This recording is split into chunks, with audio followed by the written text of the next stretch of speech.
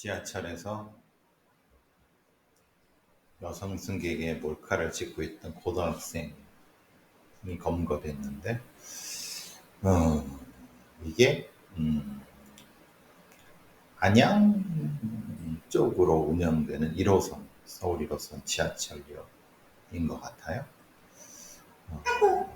다행히 이게 이제 그 신고가 접수됐고 현장에서 검거를 했죠. 보니까 이제 여성 신체 사진이 수십 장.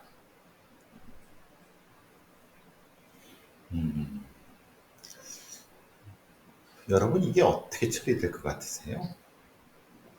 제가 몇 번 말씀드렸죠. 어떻게 됐죠? 조사받고 불구속 상태에서 학교 다니면서 학교에 통보가 되고, 통보가 될까요? 통보가 될 것 같으세요?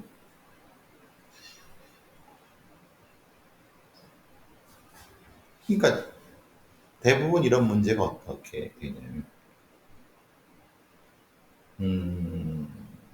현장에 잡혔어.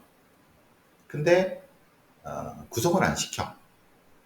근데 얘는 사실 이전에도 심각하게 이런 범죄를 저지르고 다녔어. 그런데 기록이 안 돼 있죠. 전과가 없겠고. 왜?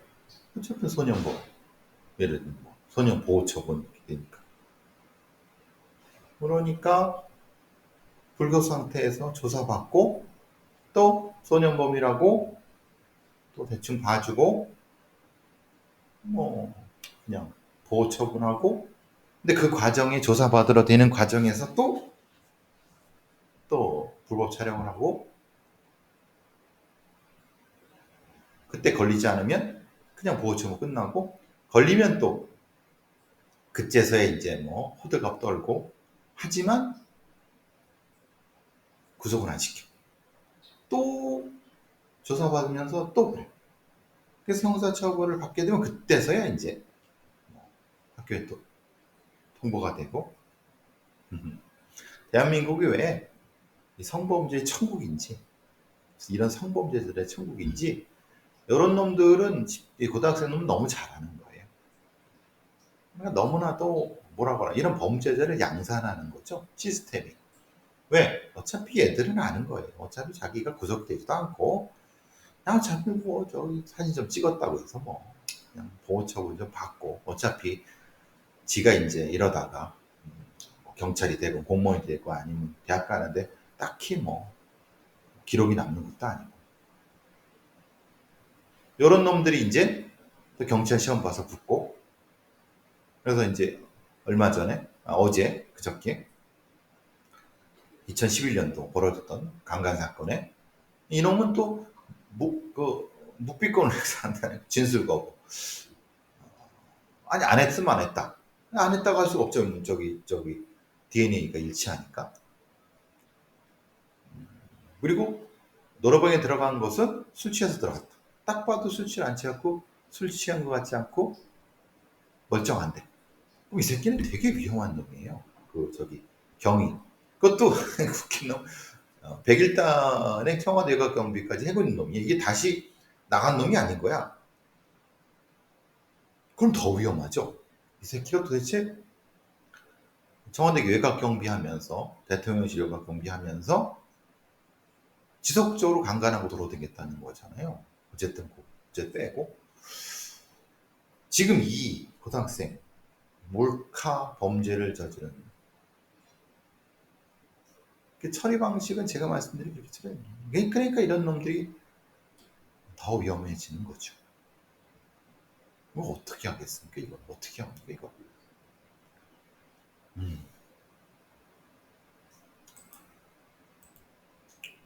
아동학대, 작년 아동학대 관련된 통계가 나왔어요. 아동학대 가해자의 86%가 누구? 부모입니다. 작년에 학대로 죽은 아이가 44명. 문제는 이 아동학대가 25,000. 739. 피해 아동의 90%는 그냥 원가정에서 보호합니다. 즉 학대 부모 밑에서 계속 있는 거죠. 9.3만이 분리보호됩니다. 이 분리보호되는 애들도 짧게 분리보호돼 갖고 다시 원가로 들어가죠. 보건복지부가 8월 오늘 발표했습니다. 2023년도 아동학대 연차 보고서에 신고 접수는 48,000.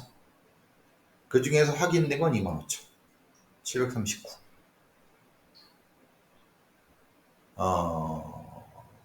학대행위 부모 85.9. 아동학대는 누구에 의해서? 부모에 의해서. 분리보호가 안 돼 있고 왜 재학대 이런 게 안 나왔는지 모르겠지만 어쨌든 그렇습니다. 자, 서울지방경찰청에서 이렇게 쓰면 안 돼요. MBC 서울경찰청입니다. 이것도 오타가 나면 안 되죠. 서울경찰청입니다. 서울지방자 뺍니다. 지인 능욕방을 운영했던 20대를 송치했는데 텔레그램에서. 근데 얘는 어떻게 잡았겠습니까? 텔레그램에 접근을 안 해주는데. 대부분은 뭐죠? 피해자들이 잡아다가 주는 겁니다. 피해들이 신원 예의가 대략죠. 279개의 딥페이크 영상을 만들고 피해자는 246명. 이런 놈들이 이렇게 생각해 보세요. 이런 놈들이 수백 명의 그 피해자를 양산할 동안 경찰은 뭐 했을까요? 분명히 그 전에도 신고가 들어갔는데 못한다 그랬겠죠. 그래서 피해자들이 증거를 모아서 잡아주면 이렇게 잡겠죠. 어떻습니까? 경찰 믿을만 합니까? 지금 나오고 있는 딥페이크 대응책 믿을만 합니까? 되게 이상하죠? 그죠? 자, 미국 얘기로 가봅시다. 미국에서는 그 2명의 살해한 2019년 10월입니다. 몇 시간 간격으로 39세, 43세 여성을 살해한 놈인데 이게 플로리다 주의 일인데 웨이드 윌슨 30살입니다. 근데 이 새끼가 법정에 얼굴에다가 조커 문신을 한 거예요. 조커 아시죠? 입을 찢은 거 이렇게. 사형 선고를 받았습니다. 그러니까 말하자면 이놈은 그 라이브 바에서 만난 피해자를 꿰어갖고 목을 졸라 살해했죠. 정확히는 이게 이제 이 수사 기록은 그렇게 되어 있지 않았습니다. 목을 조르면서 스탱귤레이션, 매뉴얼 스탱귤레이션이라고 하는데 이제 액사를 하면서 성관계 강간을 했을 겁니다. 이런 놈들이 그런 방식으로 성범죄 강간을 저지르기 때문에 둘을 죽이고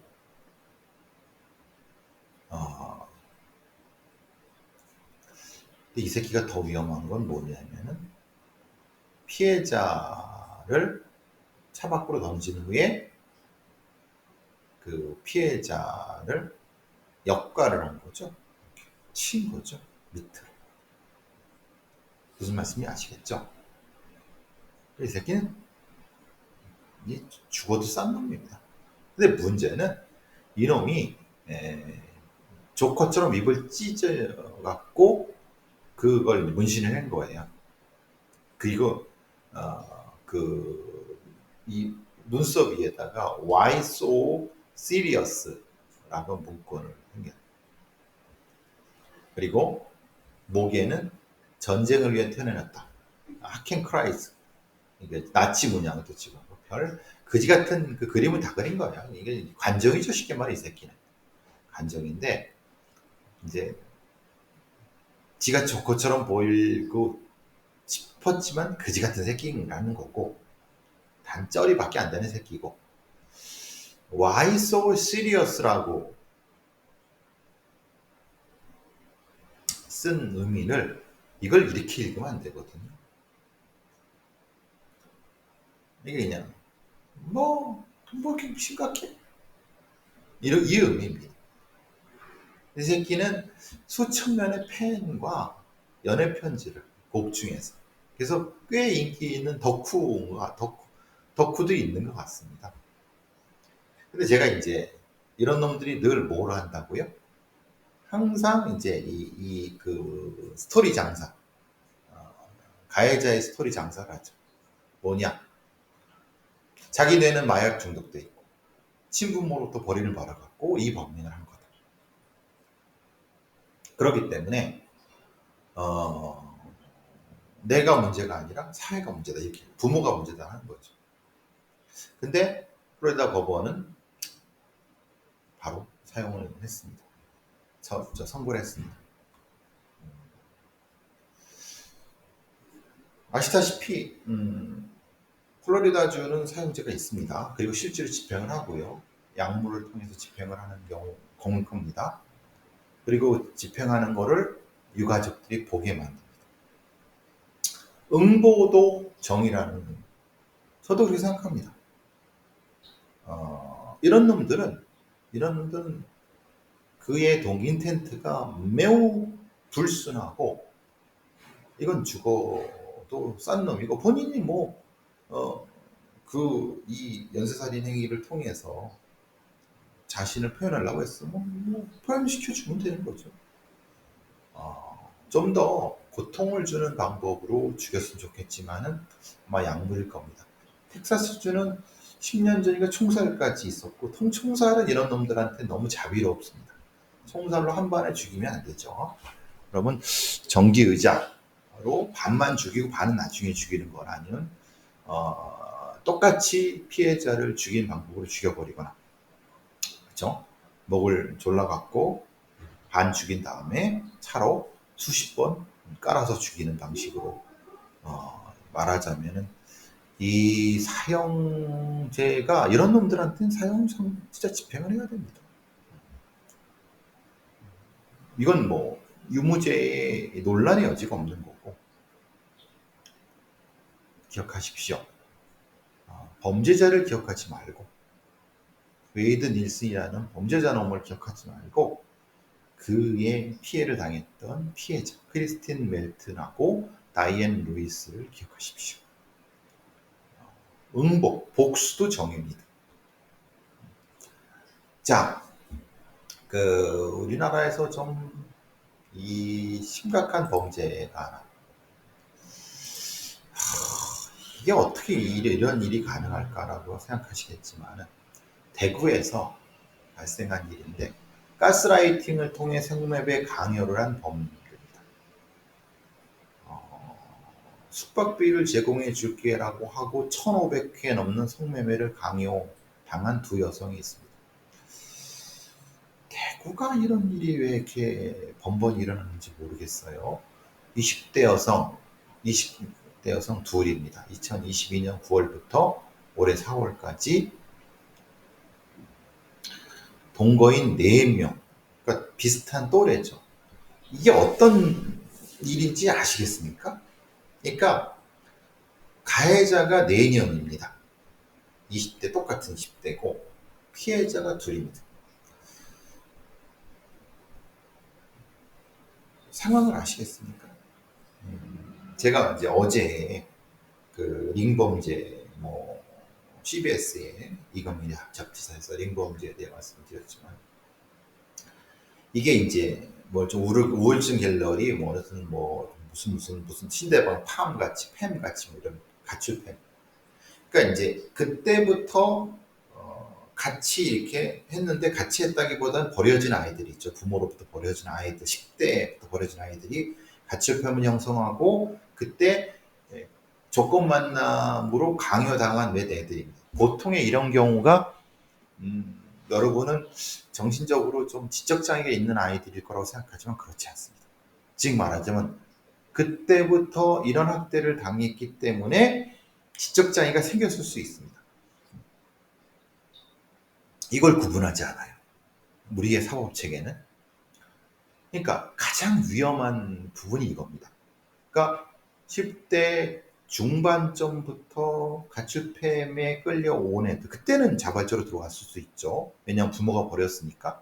근데 가출이라고 해서 어떻다고 제가 말씀드렸습니까? 그러니까 출근형 가출입니다. 그러니까 출근형 가출? 그러니까 학교를 다니면서 가출하는 겁니다. 이 말하자면 부모는 버렸고 학교는 잠깐 가는데 잠깐 왔다 갔다 하니까 서류상으로는 가출을 아니에요. 그런데 집에 잘 안 들어가고 가끔 들어갔다가 여기 가출팸에 있고 학교는 잠깐 갔다가 오니까 얘들이 학교에서나 집에서나 가출은 아닌 거예요. 근데 실질적으로는 가출이죠. 근데 가출인데 문제는 실질적으로 타의적인 가출이죠. 뭐냐면 얘들은 이 가출팸에 그 위에 있는 몇 살 많은 오빠들이나 이 언니들한테 성착취, 즉 말하자면 성매매나 조건 만남에 동원돼서 돈을 뜯기는 걸 계속 지속적으로 해오도록 수년을 당해왔으니까. 그게 계속 몇 년이 진행이 되고, 그런데도 부모나 학교나 이런 데에서는 관심이 없어요. 어차피 쟤는 학교는 나오잖아. 부모도 어차피 뭐 버리네. 근데 크게 사고만 안 치면 이게 반복돼서 이 아이들이 20대, 20살, 21살 넘어가면 이제 성인입니다. 그러면 뭐가 되죠? 이제는 성매매 여성이 되는 겁니다. 네가 아니 성인인데 청소년도 아닌데 누가 시킨다고 해? 근데 실제로 가스라이팅을 통해서 오랫동안 진행된 거기 때문에 이미 벗어날 수가 없어요. 무력해져요. 이 과정, 즉 가출팸으로 링 집단 가출팸으로 시작된 어떤 성착취가 성매매와 연결돼 갖고 20대로 갔을 때 그때는 이미 이 뇌가 통제를 못하는, 이미 오랫동안 가스라이팅 돼서 스스로는 자기가 신고도 못하는, 지금 이 경우도 성매매 하지 않을 때는 가정부 역할을 하고 때리고 삭발시키고 괴롭힘을 하고. 근데 이 경우는 또 이 피해자의 부모가 이 집단한테 오히려 버려진 아이가 아니라 뜯긴 거죠. 그러니까 이 부모도 역시 또한 범죄의 피해자인 거죠. 많은 경우는 부모가 버리는데 이게 버렸다고 생각하지 않는 거죠, 그냥. 근데 이 부모는 다른 것 같아요. 낙태 강요, 뭐부터 시작해갖고, 뭐 얘가 빚을 졌으니까, 응? 돈 좀 내놔, 뜯기고. 그러니까. 근데 탈출 시도를 하긴 했어요. 그런데 주변이 도와주지 않는 거죠. 다행히 이, 이 피해자는 자기들의 신고가 아니라 어떤 경찰이 이상하지 않아요? 애가 저기 20대가 좀 무기력하고 성매매 여성인데 이상하다. 그래서 조사를 해갖고 실제로 이 내용을 알게 된 거죠. 어떻습니까? 이런 아이들도 있습니다. 이렇게 심각하게. 가해자는 애들도 그런 애들이고 그 가해자들은 그 나이 또래와 그 말애들 층층이 또 착취를 하는 이런 애들을 잡아들여야 되고 이 아이들한테 살 길을 열어줬는데 피해자 상담이나 심리치료나 이게 바로 링범죄 그리고 소위 말하는 가스라이팅 범죄 심각한 부분입니다. 이게 전국적으로 얼마나 있을까요? 모릅니다. 조사를 하지도 않고 관심도 없고. 왜냐? 가스라이팅 심리적 지배, 성인에 의한 가스라이팅 심리적 지배는 범죄로 자기가 신고하지 않는 한. 이런 형태의 범죄적 구조에 대해서 전혀 모릅니다. 뉴시스에서 기사가 났지만 그 전문가랍시고 무슨 뭐 어느 대학교 사회학과 교수의 뭐 가스라이팅 그 얘기만 하고 전체적인 이 범죄적인 부분에 대해서는 참 한심하죠. 기억하십시오. 링범죄, 이 아이들이 가스라이팅 돼서 성인까지로 착취당하고 조건 만남에서 성매매 피의자가 되고 결국은 이러다가 병 걸려 죽거나 어디 가다가 이제 이 소용이 없어지면 어떻게 됩니까? 장기 팔아먹고 채권 채묵 썩어갖고 장기 팔아먹고 죽여버리진 않죠. 죽게 되게 이미 몸이 다 망가졌으니까 하거나 자살로 처리하거나 자살시키거나 이게 하나의 사이클입니다. 명심하십시오. 이런 처참 일종의 노예 노동, 노예 성착취가 한국에 있다는 거. 이게 사실은 한국의 법률가들이라든가 이 법무 행정을 하는 놈들이 알아야 되는데 참 안타깝습니다. 자, 이제 가을이 오면은 농산물 절도.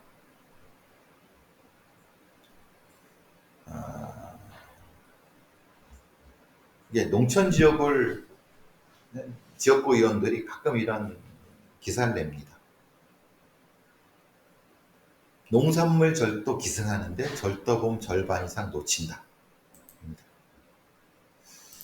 사실 농촌 지역에 경찰도 별로 없어. CCTV는 설치할 수도 없어. 해봤자 의미도 없어.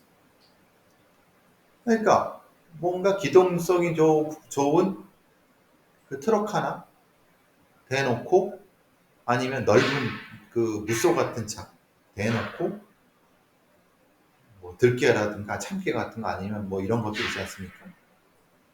싹 털어서 도망가면 어떻게 잡습니까? 노인들밖에 없는데. 그런데 그래서 이제 마을 입구라든가 이런 데 CCTV를 좀 해서 뭐 면이나 이런 데서 관리를 하자. 근데 그게 참 분명히 농사 져놓은 거 다 털리면은 이거 심각하거든요. 근데 거의 못 잡습니다. 노인네들이 이 더운데 추수하기 전에 다 거기서 이렇게 지켜보고 있어야 되죠. 어떻게든 찍어도 참. 그러니까 농촌 지역의 치안 상황이 더 안 좋아집니다. 이런 절도범들은 또 때를 지어갖고 돌아다니면서 무장도 하고, 그러니까 그 노인 어르신들이 감당을 못해요. 어떻게 대응도 못해요.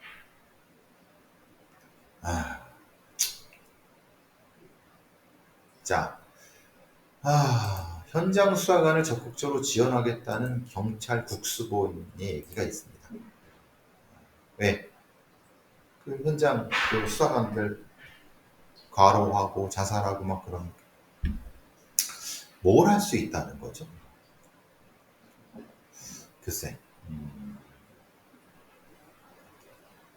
저는 모르겠습니다. 즉, 신임 경찰청장이 실태를 진단해 갖고 분석해서 보고하라고 했는데 어떻게 지원을 할 수 있을까요? 현장 수사관들의 애로사항을 글쎄. 물론 뭐 그냥 쉽게 생각하면 인력 증원해라. 인력 증원은 안 돼요. 문제는 인력은 1년에 4,000명이 뽑히잖아요. 그러면 중요한 건 그 수사관들의 직무 역량을 높이고 사건을 좀 교통정지 좀 해주고 글쎄 할 수 있을지 모르겠습니다. 국수본에서 하겠다고 하니까 지켜보겠는데 별로 믿음이 안 가서 자 바깥이 좀 소란스러워지는 것 같으니까 요건 여기서 마무리하도록 하겠습니다. 조금 지치긴 하네요. 잠깐 쉬었다가